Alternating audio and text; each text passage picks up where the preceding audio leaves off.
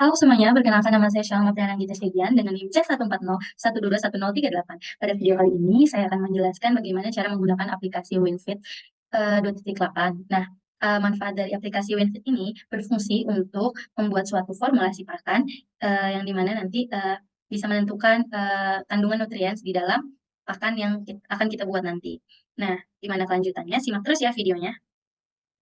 Oke, jadi pertama-tama di aplikasi WinFit itu tampilan awalnya seperti ini.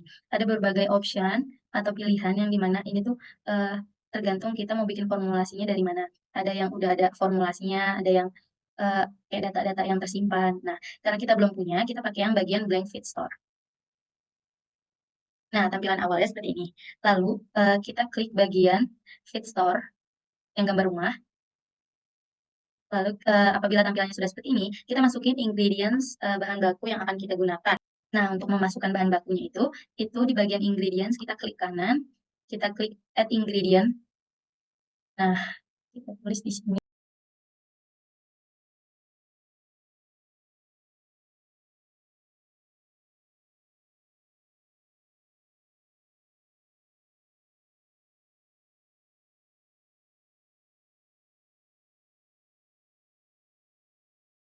Nah, ini adalah bahan baku atau ingredients yang diperlukan untuk kita membuat formulasi saat ini. Nah, yang dari gaplek, MBM, FM, Polar S, BM, PMM, dan terigu itu termasuk termasuk nah dari bagian gaplek hingga terigu itu termasuk ingredients makro yang kita pakai. Nah, bagian fish oil sampai PMC itu merupakan suatu mikro ingredients. Nah, apabila bahan baku yang akan kita gunakan sudah dimasukkan, kita isi di bagian nutrien yang tersedia dalam suatu bahan baku tersebut. Nah, data yang kita gunakan ini sudah tersedia pada tabel, ada tabel terkait data-data tersebut. Nah, kita masukin dulu.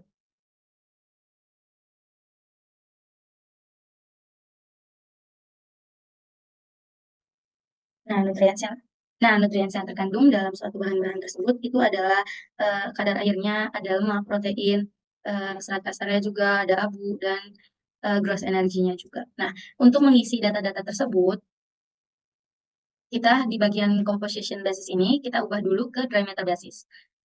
Kenapa kita ubah? Karena kan bahan baku yang ini tuh awal mulanya itu kita beli dengan keadaan kering kan. Jadi kita masukin. Untuk di bagian dry matternya ini, kita kurangin 100 dengan data yang tertera pada tabel. Masukin dulu angka-angka yang sudah disediakan. Nah, apabila kita sudah masukin beberapa data yang tersebut nilainya, lalu kita klik as fit basis lagi. Apa gunanya ini? Karena kita akan memasukin harga, jadi kita ubah dulu ke as fit basis. Nah, harganya juga sudah ditentukan 5.200. Nah, kita ubah lagi ke dry matter basis untuk lihat harganya. Nah, ini dia. Harga yang diperoleh yaitu 5.925,93. Nah, untuk ingredients yang lainnya seperti MBM, FM, dan yang lainnya, kita lakukan juga seperti ini sama.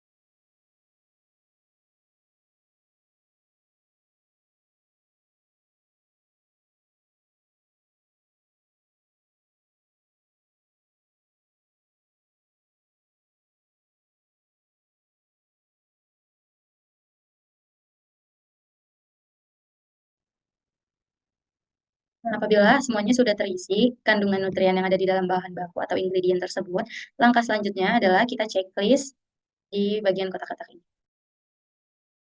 Oke, selanjutnya kita klik yang oke go back.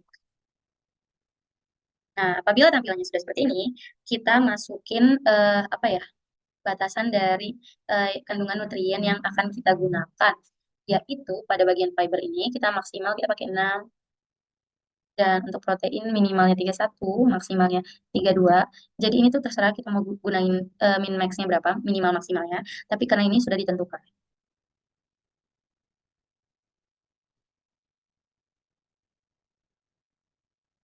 Oke.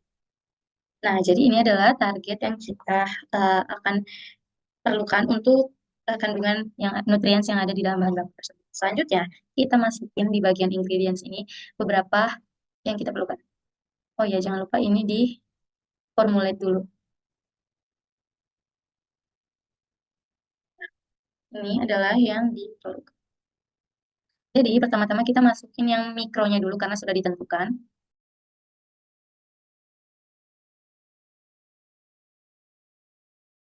Ini adalah yang sudah ditentukan. Selanjutnya kita isi yang di bagian ingredients makronya. Kita atur gimana supaya formulasi ini nggak error dan uh, mencapai target yang minimal maksimal yang sudah ditentukan ini.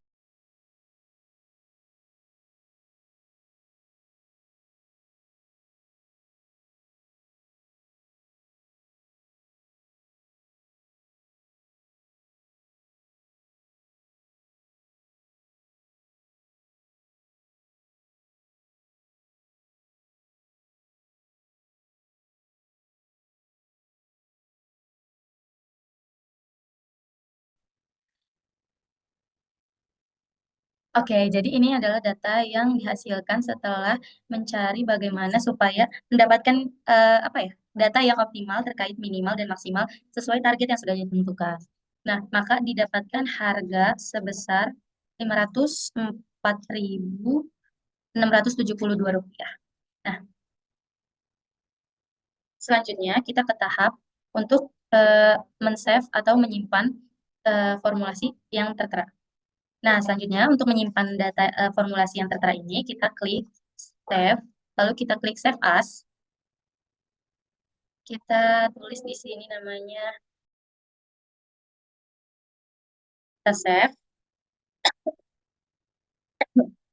Oke, mungkin cukup sekian yang dapat saya sampaikan. Mohon maaf apabila ada kesalahan dalam penyampaian. Terima kasih atas perhatian. Bye.